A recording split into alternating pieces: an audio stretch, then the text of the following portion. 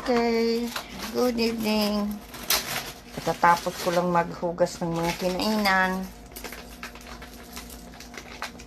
At ito, makain ako ng pineapple. Say hi to everyone. Hello. Yan. Si Bunso, nagluluto.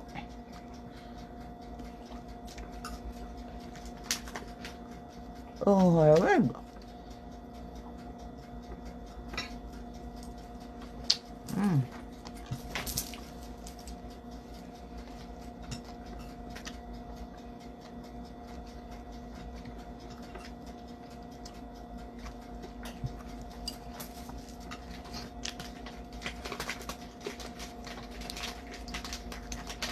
Sobrang lamig.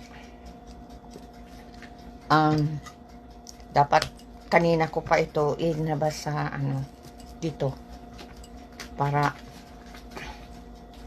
mabawasan yung lamig. Ito ang kinakain ko, pineapple. Yung snack.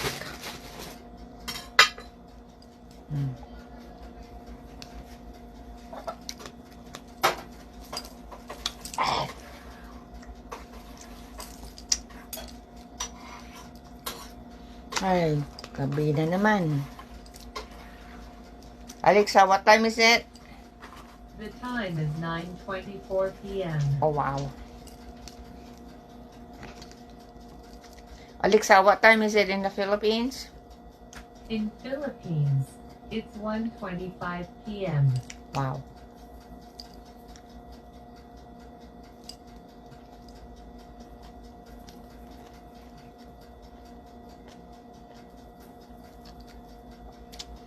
Alexa, what is the date today? November 3rd, 2025 was on a Monday. Okay, Monday today. Monday dito.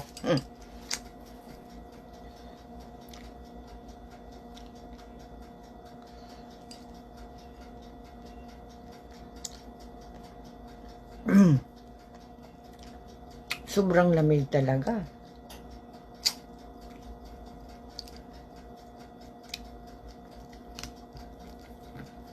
Malamig na dito ngayon sa sa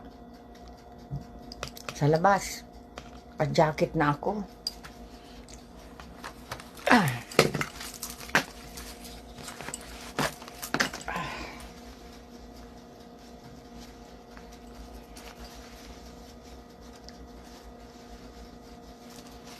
Mamaya ko na itong itapon. Yan.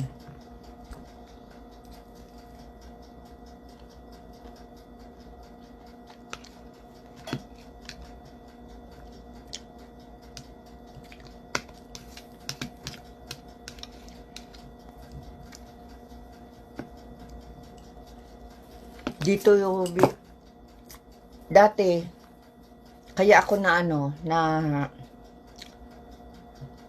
na hospital nahimatay ako diyan sa diyan sa banyo. Hindi ko alam na nahimatay ako. Akala ko na nanaginip ako. Hindi ko maalala na punta ako sa banyo. Nagising ako, wala, yung shower curtains nakatapo na doon sa sa shower. Akala ko naginip ako. May appointment ako sa doktor. Sabi ko sa doktor na masakit yung side ko. Tiningnan, marami pala na akong bruise. Dito, oh my God, ang daming bruise. Okay naman, kaya lang, hindi ko nga alam kung paano ako natumba. Hindi ko talaga maalala. Akala ko, na naginip lang ako. Mabuti nga hindi ako natumba doon sa toilet. Kung natumba ako sa toilet o siguro baka nakapasok yung ulo ko doon sa toilet bowl. Yun, ako. Tapos pagkatapos noon ako, nagsusuka ako at wala na akong appetite kumain. Yun, nagpa-doktor ako. Ayun na-CT scan ako. Ayun na nga, may ako dito o mayroon ako dito nga tumor dito, malaki, 6 inches, round. Yan. Minsan naisip ko, siguro baka yung nang binugbog ako nung panahon ng kapatid ko, yung panganay sa akin, malaki yun, mataas. Ako dati payat ako nung kabataan ko. Wala pa akong anak noon, pero asawa ko na si Alec. Yan. Palaging sumasakit yung ulo ko. Kaya kung palaging sumasakit ang ulo niyo, huwag niyong ignore. I-ignore yun. Dapat patingin kayo sa doktor. Yun ang palaging pasakit ang ulo ko. Yung pala, matagal na siguro yung nasa ulo ko. Kasi malaki na eh.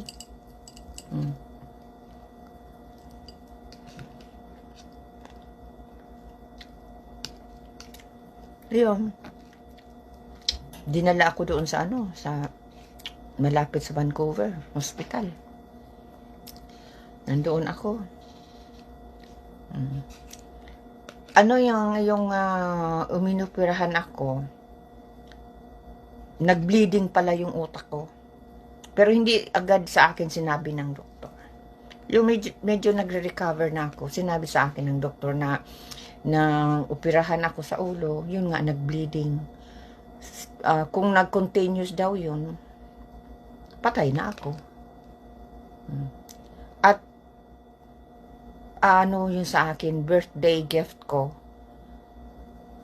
yung nabuhay ako. Kasi nung operahan ako, November 28, November 26, last year, 2024. Mga 1 year na. Pinahiram pa sa akin ang buhay ko. Dahil kung continuous yun, patay na ako last year pa. Kasi hindi naman ako nag-alam. Kung nabuhay ako, hindi. Yun. Pero yung anak ko, yung doktor, sinabihan na pala yung panganay kong anak na baka 50-50 na yung surgery. Hindi ako mabuhay. Yun nga. Kaya alam na pala ni ni Dean, yung panganay kong anak, na posibleng mag 50-50 ang surgery. Siyempre, may edad ka na. Tapos sa utak pa, uoperahan. Yan. Kaya pala hindi sa akin sinabi ni Dean. Pero nung nagkwento ko na sa doktor, sinabi na sa akin na yung na ihatid na ko dito sa hospital dito. Sinabi na sa akin ni Dean. Yan. See, kami here. Wait. No, just like this way. Oh. No. Then the camera. No, show your face. Come on, sweetie. Come on. Just say like this. Don't be so shy. Here. Hello. That's That's good enough. my youngest son. He's still my baby. Yep. He's my baby. You're still my baby, right? Yeah. He's still my baby. He's the youngest. So he's still my baby.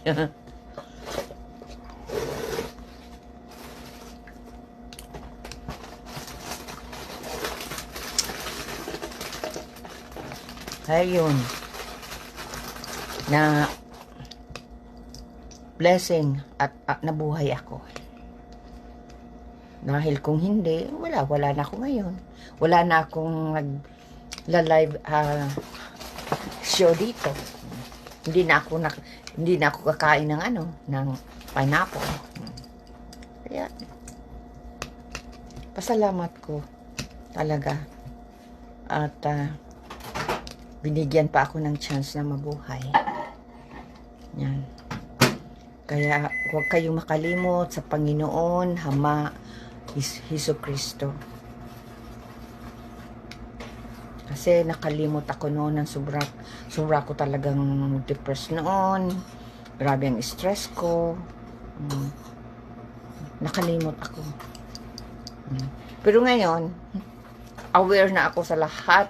Para ako nagising sa pagkatulog ko. Nagising at alam ko nang nangyayari sa buhay ko. Dati hindi ko alam ang nangyayari sa buhay ko.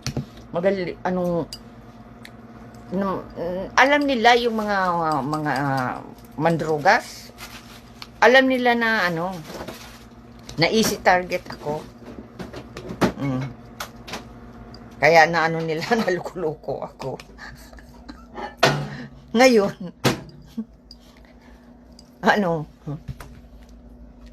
wala na nagano sa akin. Siguro na siguro na naramdaman na halata na smart na ito si Dewey. Hindi na namin maluloko.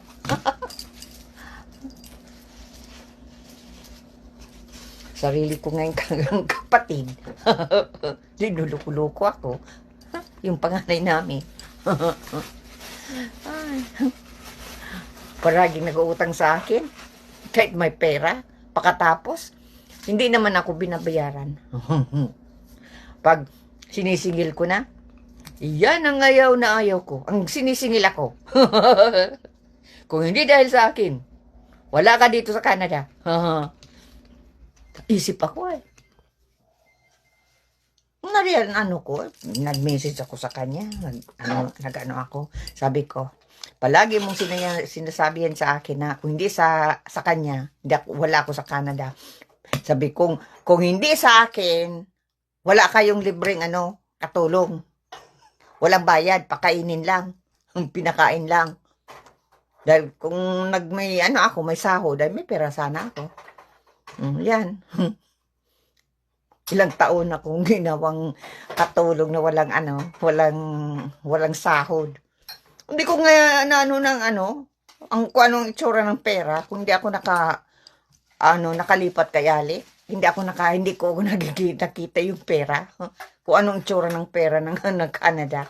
Hey kid, how you doing? You know we had chili, yeah? Yeah, he's cooking. Yeah, that stuff's pretty good. You can mix it with other stuff. It's a nice taste. I had it with beef stew sometimes. Is that good? Yep. No, I'm just gonna eat my fruits right now. Kaya,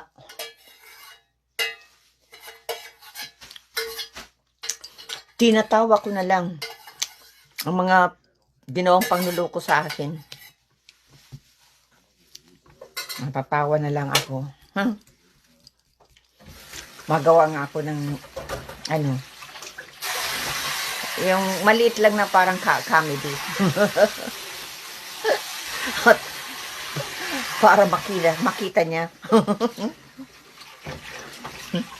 yung gagawin ko. Kaya yan.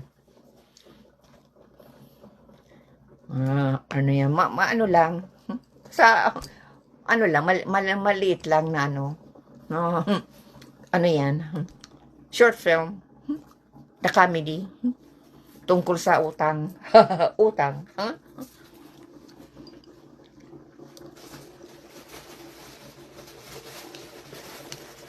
If you make some toast or May other kwento things pa to pala go ako. with it works good too as well, eh? Yung una kong There's different ways of nagkasakit ako. Just enjoy it. Try different things. Nagbisita ako ka Papa. Siyempre, pag mabuti ang parang karamdaman ko,